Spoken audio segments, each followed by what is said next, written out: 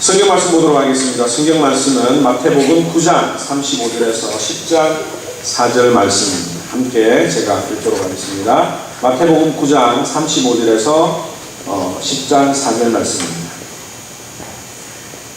예수께서 모든 도시와 마을에 두루 다니사 그들의 회당에서 가르치시며 천국 복음을 전파하시며 모든 병과 모든 악한 것을 고치시니라.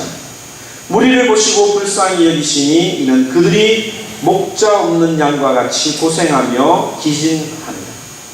이에 제자들에게 이르시되 추수할 것은 많되 일꾼은 적으니 그러므로 추수하는 주인에게 청하여 추수할 일꾼들을 보내주소서 하라 하시니라.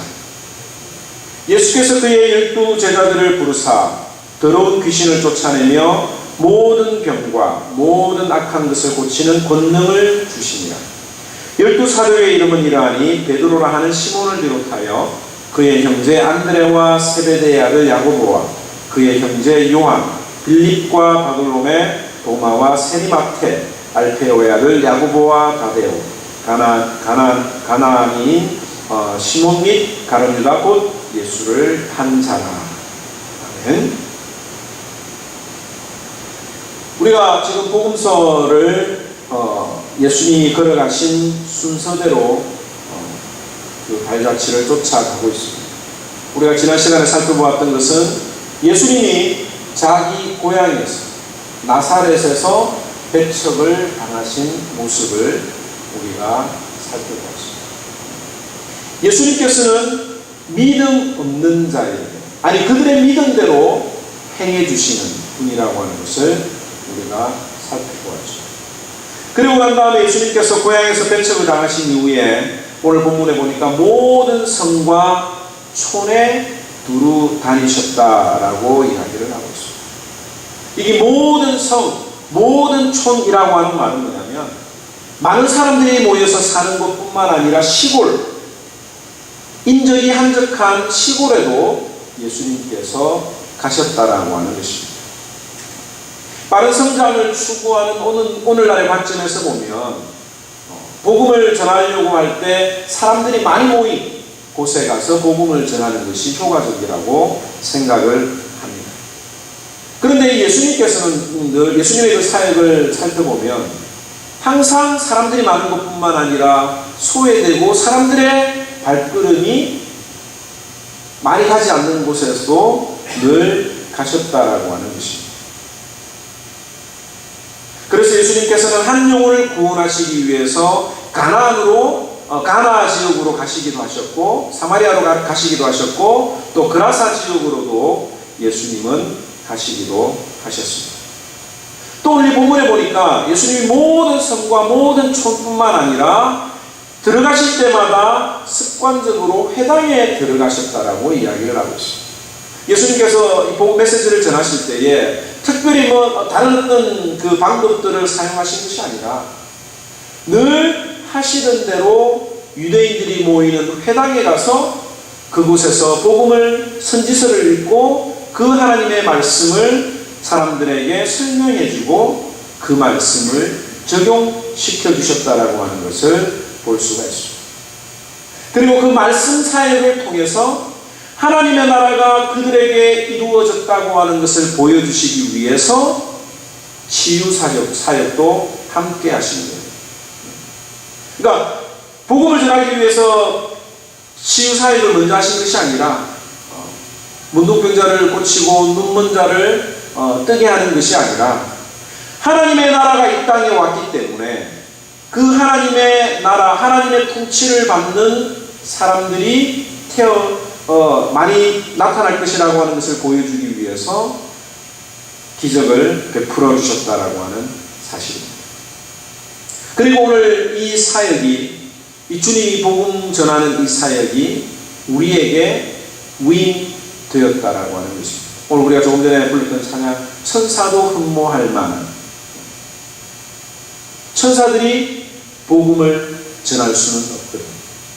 천사들은 하나님이 우리를 보호하고 지켜주는 그런 하나님의 메신저로서는 사용이 되지만 천사가 직접 나타나서 메시지를 전할 수 없고 그러나 복음을 전하는 이것이 우리가 가지고 있는 특권이라고 하는 것을 우리는 기억을 해야 합니다. 그런데 우리가 복음 전하는 이 사명을 감당하기 위해서 우리가 어떤 마음으로 복음을 전하고 하나님의 일꾼으로 쓰임을 받아야 되는지 오늘 이 본문을 통해서 몇 가지 한번 살펴보기를 원합니다. 첫째는 사람의 영혼을 바라보는 시선이, 영적인 시선이 필요합니다. 제가 TV에서 다큐멘터리를 한번 본 적이 있는데 한 사람을 사람들이 많이 다니는 곳에 세워두었습니다. 한 옷가게에 그 쇼윈도 안에 사람을 세워놓고 한 번은 이 사람에게 청바지와 캐주얼한 옷을 입혔습니다. 그리고 또 한 번은 아주 깔끔하게 양복을 입히고 안경도 쓰고 그 다음에 가방도 들고 2시간 동안 그곳에 서 있도록 했습니다.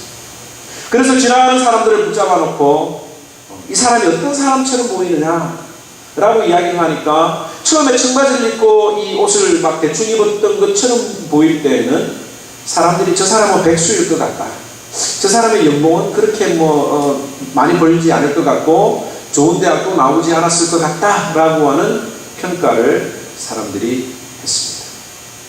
반면에 양복을 입고 안경을 씌우고 그 다음에 머리에 무스를 바르고 딱 세워놓으니까 지나가는 사람들이 그 사람을 보면서 저 사람은 뭔가 똑똑해 보이고 또 돈도 많이 벌 것 같고 아마 변호사 같은 사람이 아닐까 라고 하는 이야기를 하는 그 TV 프로를 본 적이 있습니다. 이 사람들의 옷만 바뀌어도 사람들을 대하는 태도가 확실히 달라지는 것이 보편적인 사회의 모습입니다. 그래서 사람들은 좋은 옷, 그 다음에 좋은 시계, 좋은 가방, 좋은 차 타는 것을 아주 좋아합니다. 왜? 내가 그런 것들을 가지고 있고 그런 것들을 입고 있어야 사람들이 나를 대우해 주기 때문에 그렇습니다. 그런데 성경은 한결같이 이야기하기를 하나님은 외모로 사람을 취하는 분이 아니라고 이야기를 하고 있습니다.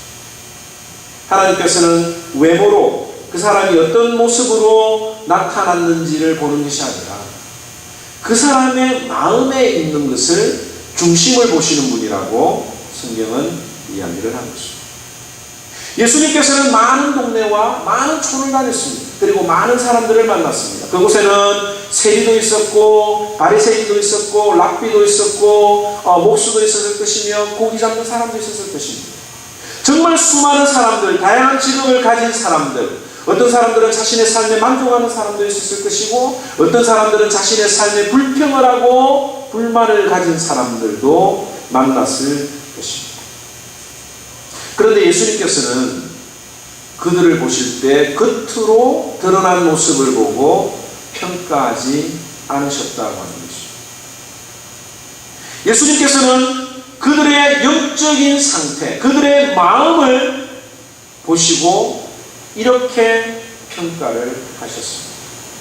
이들이 목자 없는 양과 같다라고 하는 사실입니다. 이 목자 없는 양이라고 하는 말은 뭐냐면 한마디로 이야기하면 파리 목숨과 같다라고 하는 거예요.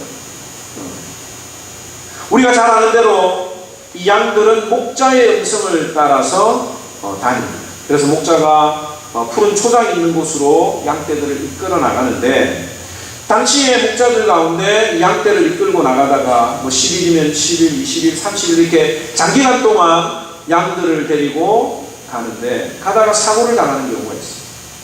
사고를 당하거나 짐승에게 물려 죽게 된 경우에 이 양들이 목자를 잃어버리게 되는 그런 경우들이 있게 됩니다. 목자가 없으면 이 양들이 어떻게 될까요? 쪼르르 갔다가 다시 돌아오고 쪼르르 갔다가 다시 돌아오는 거예요. 이 양들에게는 자기 혼자 살아갈 수 있는 본능이 없는 거예요. 이 양은 목자의 음성을 들어야만 살아갈 수 있는 그런 동물이라고 하는 것입니다. 이들에게 목자가 없다고 하는 것은 곧 사자에게 먹히거나 또 다니다가 절벽에 빠져서 떨어져서 죽을 수밖에 없는 그런 모습이 바로 목자가 없는 양과 같다라고 하는 것입니다. 아무리 이스라엘 백성들이 살고자 발버둥을 쳐도 목자의 음성을 듣지 못한 양들은 결국 죽는 것처럼 이스라엘 백성들의 영적인 상태가 그러했던 것을 예수님께서는 보셨던 것입니다. 사실 이 당시 이스라엘에는 하나님의 말씀을 전하고 율법을 가리키는 서기관들과 바리새인들이 많았지만 그들은 싹군의 모습을 하고 있었습니다. 제사장들은 돈을 주고 직분을 샀고 또 돈을 주고 직분을 산 만큼 이익을 얻으려고 부정한 방법을, 부당한 방법을 많이 취했습니다. 그래서 성전을 강도의 소굴로 만드는 그런 일을 했었죠. 그리고 백성들에게 율법을 가리키던 바리새인들도 율법의 정신은 제버리고 형식과 위선만 가르쳐서 그들에게 정말 기쁨이 없는, 그들을 오히려, 이스라엘 백성들을 오히려 힘들게 만드는 그런 삶을 살아가게 했다고 하는 것입니다. 오늘 우리가 사람들을 만날 때에 그 사람들에 대해서 우리가 무엇으로 어떻게 생각을 해야 되는가에 대해서 우리는 이 본문을 통해서 생각을 해봐야 합니다. 우리 눈에 보면 전도할 사람이 그렇게 많지 않은 것 같아요. 우리 눈에 보면 사람들이 잘 사는 것 같고, 나보다 더 잘 사는 것 같고, 나보다 더 행복한 것 같고, 정말 예수 그리스도가 필요 없어도 잘 사는 사람들이 우리 주변에 많다고 생각을 합니다. 오히려 예수 믿는 내가 그 사람들에 비해서 더 찌질해 보이기 때문에 감히 전도를 할 엄두가 안 나는 경우들이 있을 수가 있습니다. 그런데 그것은 외모로 겉으로 드러난 모습을 볼 때에 우리가 위축이 될 수 있지만, 우리가 만나는 그 사람들이 예수 그리스도를 알지 못한다면 곧 나방이 불로 뛰어들어가는, 날아가는 그런 위급한 상황이라고 하는 것을 우리가 영적으로 바라보는 그 눈이 우리에게 필요하다고 하는 것입니다. 예수 그리스도를 만나지 못한 사람은, 예수 그리스도를 믿지 못하는 사람은 목자 없는 양과 같다고 하는 그 마음을 가질 때에 우리가 전도를 할 수 있는 거예요. 그 사람을 불쌍히 여기지도 않고 그 사람의 어떤 영적인 상태를 정확하게 우리가 판단하지 않고 어떻게 우리가 전도를 할 수가 있겠습니까? 그 다음 우리가 그 사람들의 모습을 바라볼 때 정말 목자 없는 양같이 생각을 하는데, 그 영혼들을 바라보면서 어떤 마음을 가지느냐. 예수님께서는 그들을 보고 불쌍히 여기셨다라고 이야기를 하고 있습니다. 여기 불쌍히 여겼다라고 하는 이 말은 영어로는 compassion인데, 헬라어 단어는 여러분들 잘 아시겠지만 창자하고 관계가 있는 거예요. 불쌍히 여겼다라고 하는 말이 이 창자, 내장하고 관계가 되어 있는 단어입니다. 이 불쌍히 여겼다라고 하는 이 헬라어 단어는 창자가 끊어지듯이 느끼는 안타까움과 슬픔을 나타내는 단어입니다. 사랑하는 사람과 헤어져야 하는, 사랑하는 사람이 죽어가는 것을 지켜볼 때에 일어나는 감정을 잘 표현한 것이 바로 이 단장이라고 하는 거예요. 단장. 여러분들 한국 가요 중에 미아리 고개, 단장의 미아리 고개라고 하는 노래를 아마 여러분들 아시나요? 그 미아리 고개라고 하는 그 노래가 있는데, 한국 전쟁 때에 많은 사람들이 쇠사슬에 묶인 채 북한으로 북송이 되었습니다. 납치가 되었습니다. 사람들이 그 고개를 넘어가면서 사랑하는 사람과 생이별을 해야 되는 사람의 슬픔을 노래하는 것이 바로 이 단장의 미아리 고개라고 하는, 이 단장이라고 하는 그 단어는 옛날 중국의 진나라에 환원이라고 하는 장군이 있었습니다. 이 환원이라고 하는 장군이 부하들과 함께 삼협이라고 하는 협곡을 지날 때에 부하병사 하나가 원숭이 새끼 한 마리를 잡았어요. 그 원숭이 새끼 한 마리를 잡아서 배에 올라탔는데 그 원숭이 새끼를 따라서 약 40km나 되는 거리를 이 어미가 그 새끼를 따라서 자꾸 따라오면서 우는 거예요. 그러다가 이 협곡이 좁아지면서 계곡이 좁아지면서 원숭이가 그 어미 원숭이가 나무 위에서 점프를 해가지고 배에 뛰어들었습니다. 그러면서 그 원숭이 새끼를 자기 새끼를 찾으려고 했는데 너무 기진하고 탈진한 나머지 그 자리에서 죽어버렸던 것입니다. 그래서 이 어미의 그 배를 하려 보니까 창자가 다 끊어져 있었다 라고 하는 것에서 이 단장이라고 하는 단어가 사용이 됩니다. 여러분들 너무너무 극심하게 슬프면 또 너무 극심하게 웃기면 배가 아프죠. 배가 아플 정도로 배꼽이 빠질 정도로 웃는다라고 하는 이 말은 이 창자하고 사람의 감정이 연결되어 있다라고 하는 것을 잘 표현해 주는 말입니다.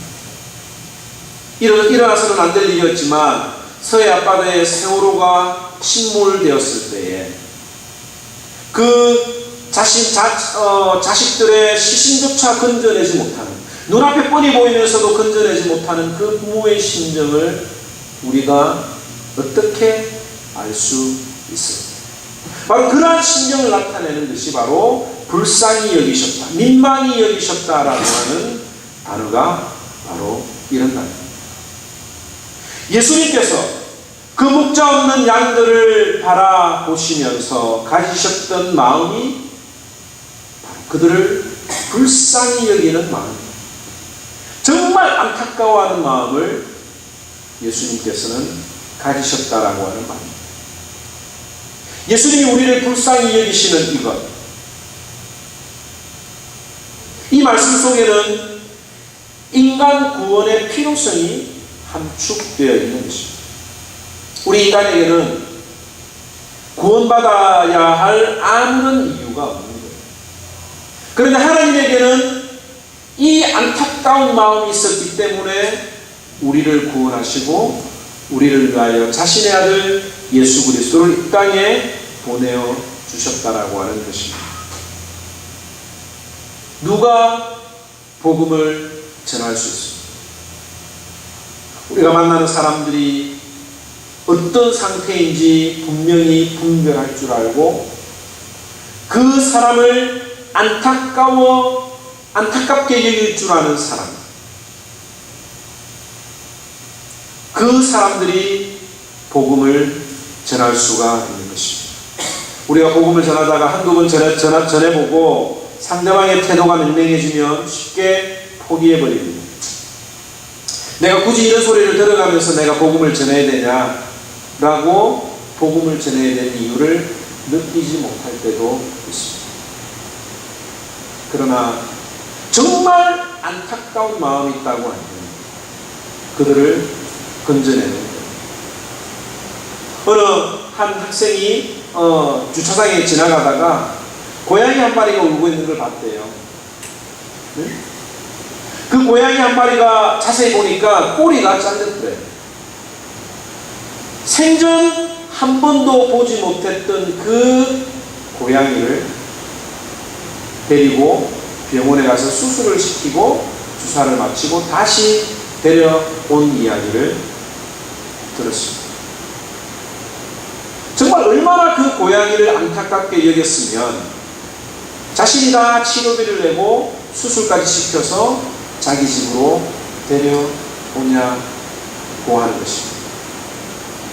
우리들에게 사람들을 바라볼 때에 우리가 짐승들은 불쌍히 여기면서 한 영혼을 불쌍히 여기지 않는다고 하면 이것은 얼마나 하나님 앞에 책망을 받을 일인가 우리가 생각을 이 복음을 전할 때 사람들을 볼 때 정말 안타까워하는 마음이 우리들에게 있으면 포기할 수가 없는 거죠. 여러분들의 자녀나 여러분들의 가족 중에 누군가가 하나 잘못된다고 하면 그래? 뭐 한두 번 이야기해보고 그래? 네가 말 안 들어? 그럼 네 마음대로 해봐 라고 할 사람이 어디 있어? 마약을 하거나 음주운전을 하거나 그럴 때 정말 목숨을 다해서 우리가 그들을 말리고 데려오잖아요. 바로 예수님이 가졌던 그 마음은 너무나도 이스라엘 백성들을 불쌍히 여기는 마음이 그 마음속에 가득했기 때문에 낮밤을 가리지 않고 사람들이 많은 곳이든 적은 곳이든 제자들과 함께 복음을 전하러 가셨다라고 하는 사실입니다. 또 하나 우리가 기도해야 될 건 뭐냐면, 생각해야 될 건 뭐냐면 바로 기도를 해야 됩니다. 여기 오늘 본문에 보니까 이 37절에 추수할 것은 많되 일꾼은 적으니 그러므로 추수하는 주인에게 청하여 추수할 일꾼을 보내어 주소서 하라 하시니라. 추수하는 주인에게 청하여, 주인에게 기도하는 거예요. 부탁하는 거예요. 하나님 앞에 기도하는 것이 필요하다고 하는 것입니다. 사람의 생명을 구하는 것이 쉬운 일이라고 하면 얼마나 좋겠어요.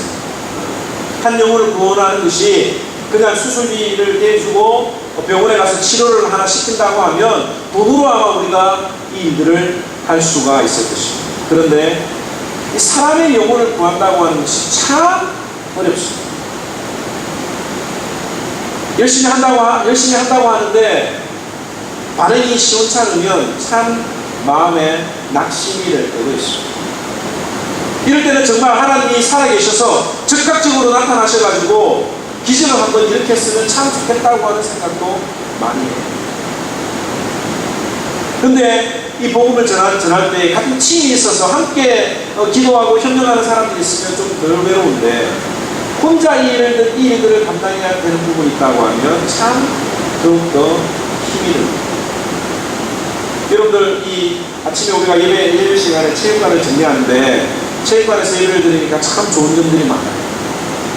예배 드리고 바로 식사도 할 수도 있고 분위기도 밝고 너무너무 좋은데, 그런데 한 가지 우리가 생각해야 될 부분이 있다고 하면 예배 전에 우리가 좀 더 준비해야 될 부분들이 많이 있어요. 의자도 준비해야 되고 뭐 마이크도 준비해야 되고 하는 그런 일들이 있습니다.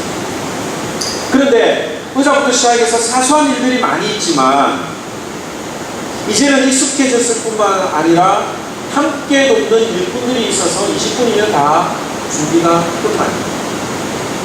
혼자 한다고 하면 시간이 많이 걸릴 텐데 작은 힘이라도 작은 손이라도 함께 이 작은 손들이 모이면 큰 일이 이루어지는 것을 볼 수가 있습니다. 그럼에도 불구하고 우리에게는 아직 많은 일꾼들이 필요합니다. 최근에는 이 복음을 전하고 뭐 자꾸 교회 오라고 하는데도 냉랭한 반응을 보이는 사람들을 만날 때마다 낙심할 때가 있었어요. 그리고 2년 정도 지금 하나님의 복음을 계속 전하고 있는데 고백할 듯 말 듯 예수님을 믿을 듯 말 듯 하면서도 아직도 냉랭한 그 마음들을 바라보면 참 낙심할 때가 있습니다. 그래서 아침에 기도하다가 내려와서 말씀을 보는데 몇 주 전에 이 말씀이 제게 하나님이 주셨습니다. 이에 제자들에게 이르시되 추수할 것은 많되 일꾼은 적으니 그러므로 추수하는 주인에게 청하여 추수할 일꾼들을 보내주소서 하라 하시니라. 처음에는 이 말씀을 들었을 때 하나님 우리 교회에 더 많은 일꾼들을 보내어달라고 기도해야 되겠다 라는 그런 생각을 했습니다. 그래서 복음 전파의 책임자이신 하나님께 기도하면 하나님이 자신의 일터에 자신의 일꾼을 보내어 주실 것이라고 믿었습니다. 지금도 마찬가지입니다. 지금도 그렇게 기도를 하고 있고 하나님이 우리 교회에 더 많은 일꾼들을 보내어 주옵소서라고 기도를 하고 있습니다. 그런데 오늘 이 본문을 통해서 저는 또 다른 면도 한번 생각을 해보았습니다. 마태복음 10장 1절에 보면 예수님이 아버지에게 추수할 일꾼들을 보내어 주소서 하라 하시니라 하고 난 다음에 그 다음에 지금 어떤 장면이 나오느냐면 제자들을 파송하는 장면이 나옵니다. 그리고 파송된 제자들이 일부 성공적으로 그 임무를 마치는 것을 우리는 볼 수가 있습니다. 그렇다면 이 39절은 추수할 것은 많고 일꾼은 적으니 이제부터 너희들은 기도로 준비해라 라고 하는 것이 앞뒤가 맞는 것처럼 보입니다. 또 뿐만 아니라 지금 옆에 제자들이 있어요. 일할 제자들이 있는데도 불구하고 그 제자들을 제쳐두고 또 다른 일꾼을 보내어달라고 하는 것은 제자들을 무시한 태도로 오해를 받을 수도 있는 것입니다. 지금 예수님에게는 숫자가 중요한 것이 아니라고 하는 것을 우리가 생각을 해야 됩니다. 만약에 예수님께서 일할 일꾼들의 숫자가 부족했다고 하면 예수님을 따라다니는 수많은 사람들 가운데 12명만 선택해서 보낼 이유는 없죠. 예수님을 따라왔던 많은 사람들을 더 조직적으로 훈련시켜서 복음을 전하도록 예수님은 하실 수도 있었을 것입니다.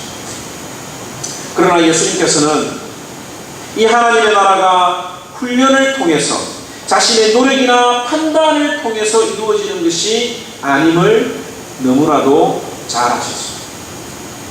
이 사람을 낳는 어부는 잘 훈련받은 사람이 되는 것이 아니라 누가 되느냐면 영혼을 사랑할 수 있는 사람, 그 영혼을 불쌍히 여길 수 있는 사람만이 추수할 일꾼이 된다고 하는 사실을 알았기 때문에 예수님께서는 이 말을 너희가 그런 일꾼이 되어라, 그런 일꾼이 되도록 하나님 앞에 구하고 기도하라고 한 것은 아닐까 하는 그런 생각을 해보았습니다. 한 영혼을 사랑하는 그 일꾼들이 부족하니까 너희가 그런 일꾼들이 되어라, 그리고 그런 일꾼들이 되도록 기도하라고 하는 것입니다. 교회의 부흥을 바라지 않는 성도는 없을 것입니다. 교회의 부흥을 위해서 기도하지 않는 성도도 없을 것입니다.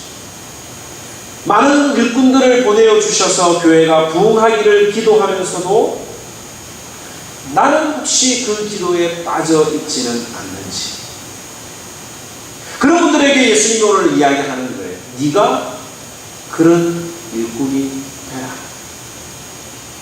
하나님, 내가 그런 일꾼이 되어서 그곳에 나가기를 원합니다. 우리는 새해부터 금요일에 모여서 말씀을 배우고 함께 기도하는 시간을 가지기를 원합니다. 물론 바쁘고 여러 가지 일편이 있지만 정말 교회 부흥의 첫 출발점은 말씀으로 무장하고 기도하는 것에서부터 시작된다고 하는 것을 우리는 너무나도 잘 알고 있습니다. 여러분들이 그냥 이 세상에 살아가면서 그냥 신자, 크리스찬으로서 했던 그런 삶을 살아가기로 작정하신 것이 아니라고 하면 정말 제자가 되기를 원하고 정말 하나님 나라의 일꾼이 되기를 원하고 정말 여러분들을 통해서 하나님의 나라가 확장되기를 원한다고 하면 우리는 영혼을 사랑하고 그 영혼을 불쌍히 여기는 마음이 있어야 합니다. 그 마음이 어디서 나타나느냐? 하나님의 말씀을 가까이 하고 기도할 때에 그 마음이 우리에게 허락이 됩니다. 그래서 우리는 금요일 날 모여서 함께 말씀을 배우고 기도하고 또 교회를 위해서 충성하는 그런 사람들이 많이 모이기를 바라는 마음에서 금요일 날 모이기를 결정을 했습니다. 예수님께서는 이 말씀을 하시고 난 다음에 12제자들을 불러주셨습니다. 여러분들 12제자들의 이름을 다 아시는 분들이 있나요? 저는 신학교 시험을 통과해야 되기 때문에 앞자리만 끊어서 외웠습니다. 베아냐르 빌바 도마에 라시아 12명의 이름이 여기에 다 포함이 됩니다. 그런데 예수님께서 그들에게 전도를 하라고 하시면서 더러운 귀신을 쫓아내며 모든 병과 모든 악한 것을 고치는 권능도 주셨다라고 하는 것입니다. 우리가 전도하다가 보면 안타까울 때가 있어요. 아쉬울 때가 있어요. 우리에게도 정말 이런 능력이 있으면 얼마나 좋겠는가 라고 하는 겁니다. 내가 기도하면 불신자의 병이 나와서 안수 기도하면 시력이 안 좋은 사람이 마취 수술도 안 했는데 안경 없이 눈을 볼 수 있다고 하면 얼마나 좋을까 라고 하는 생각을 할 수도 있는 거죠. 물론 하나님의 복음이 급작스럽게 전해져야 되는 곳에서는 아직도 이러한 기적들이 일어나고 있지만, 그래도 이왕 내가 전도할 때에 그런 일이 일어난다고 하면 얼마나 좋을까라고 하는 그런 생각을 하루에도 12번 더 일어납니다. 아이들에게 바이블 스터디 할 때 정말 하나님 나타나셔가지고 보여주면 얼마나 좋을까, 이런 어떤 안타까운 마음을 가질 때가 있어요. 그런데 여기서 눈여겨봐야 될 단어가 있는데, 권능이라고 하는 단어, 권능. 이 권능이라고 하는 단어는 능력이라고 하는 단어와 약간 다른 단어입니다. 능력이라고 하는 것은 내가 언제 어디서 누구를 만나든지 간에 어떤 환경에 처하든지 간에 매번 똑같이 일을 해낼 수 있는 것이 바로 능력이라고 하는 거예요. 예를 들어서 자동차 운전하는 것을 한 번 배우면 어떤 상황에서도 내가 운전을 할 수 있잖아요. 그건 운전할 수 있는 능력이 있는 거예요. 운동을 하는 능력도 내가 오랫동안 연습을 해서 물론 스피드나 힘에 있어서는 차이가 나겠지만 한 번 배운 것들, 자전거 타는 것들도 한 번 배우면 쭉 가잖아요. 그건 능력이에요. 그런데 예수님이 제자들에게 귀신 쫓아내는 권능을 주셨다라고 하는 것은 뭐냐면, 예수님이 제자들에게 귀신 쫓아내는 권능을 주셨을 때 귀신들이 매번 다 쫓아내는 건 아니라고 합니다. 귀신을 쫓아낼 때도 있었고 귀신을 쫓아내지 못해서 예수님에게 다시 왔던 경우도 있습니다. 그래서 예수님이 뭐라고 이야기하셨습니까? 기도 외에 이런 유가 나갈 수가 없다라고 이야기를 하십니다. 그렇다면 귀신을 쫓아내는 것은 한번 주어졌기 때문에 계속해서 가지고 있는 능력이 아니라고 하는 거예요. 왜 신유의 은사를 저는 부정적으로 생각을 하느냐면, 신유의 은사 그 자체는 인정을 합니다. 그러나 많은 부흥사들이 그 신유의 은사를 연습을 하고 반복하고 훈련을 해서 늘 자기가 기도하고 안수하면 사람들이 다 나을 것이라고 하는 착각을 하기 때문에 그 부분에 있어서 저는 부정적으로 생각을 합니다. 귀신을 쫓아내고 병을 고치는 능력은 예수님에게만 있다고 하는 겁니다.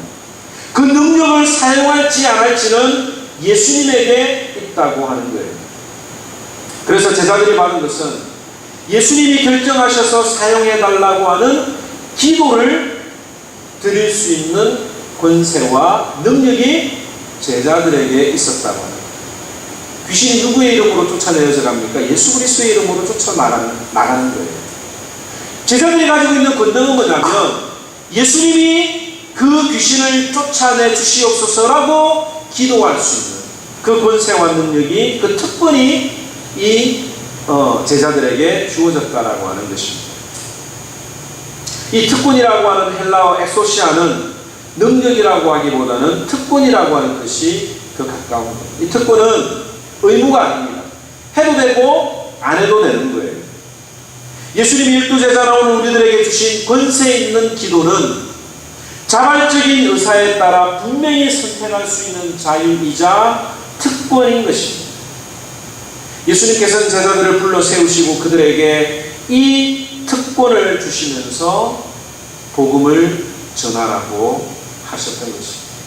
그리고 다음 주에 우리가 살펴볼 내용은 이 제자들에게 주시는 여러 가지 메시지, 어떻게 전도를 해야 되는지에 대한 구체적인 예들을 알려주신 것을 우리가 살펴볼 것입니다. 사랑하는 성도 여러분, 여러분들은 제자입니까? 내가 제자인지 아닌지를 알 수 있는 것은 내가 얼마나 영혼을 불쌍히 여기는 마음이 있는지 없는지를 통해서 알 수 있을 것이라고 생각합니다. 우리가 사람들을 지나보면서 저 영혼들을 불쌍히 여기는 마음이 없다고 하면 우리가 하나님 앞에 기도해야 될 것입니다. 하나님 우리에게 사람의 영혼을 바라볼 수 있는, 그 사람의 영혼을 불쌍히 여길 수 있는 마음을 달라고 기도를 해야 합니다. 그리고 영혼을 사랑하는 사람이라고 하면 하나님이 보내주시는 곳에 우리는 가서 복음을 전할 수밖에 없는 것입니다. 전도를 안 해도 우리 삶에 아무런 영향을 끼치지 못하는 것처럼 느껴지는지 모릅니다. 전도를 해도 어떤 가시적인 보상이 있는 것도 아니고 또 약속이 주어진 것도 아닙니다. 그러나 우리가 일꾼이 되어서 영혼을 사랑하면서 복음을 전하면, 그리고 하나님 우리에게 주신 특권을 사용하면 하나님이 우리 손으로 거두게 하신다고 하는 것을 우리는 기억해야 할 것입니다. 이 본문을 통해서 예수님이 가지셨던 그 마음으로 이 하모니 교회 성도들을 돌아보며 생각하며, 또 내가 만나는 사람들을 저 사람은 예수님이었어도 살아갈 수 있는 사람으로 판단하는 것이 아니라 정말 저 사람에게는 예수님이 필요하다고 하는 것을 깨닫고 불쌍히 여기고 민망히 여기고 함께 그들의 방황하는 것을 안타깝게 여겨서 예수 그리스도의 복음을 전해서 일하는 추수하는 일꾼들이 되기를 주님의 이름으로 축원합니다. 기도하겠습니다.